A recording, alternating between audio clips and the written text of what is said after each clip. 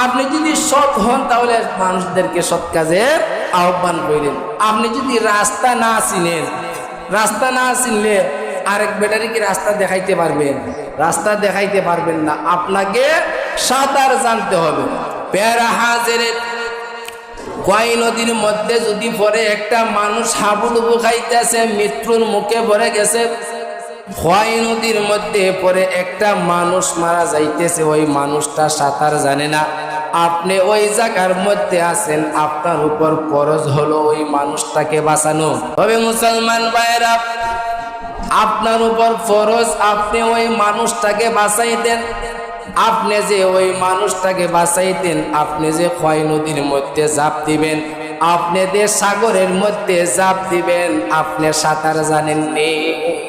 আপনি দিন খোয়াই নদীর ঝাঁপ দিবেন, আপনি সাঁতার জানেননি। আপনি যদি সাঁতার না জানেন তাহলে আরেক বেচারারে বাঁচাইতে গিয়ে আপনি নিজে ওই জয় বাংলা জয় বঙ্গবন্ধু হয়ে যাবেন, আপনি নিজেই মইরা বিয়ার হাজির। তো সৎ কাজের আদেশ দিতে গেলে, মানুষদেরকে সৎ পথ দেখাইতে গেলে আপনাকে আগে নিজে সৎ হতে হবে। মানুষদেরকে ইসলামের পথ দেখাইতে গেলে আপনাকে ইসলামের পথ জানতে হবে।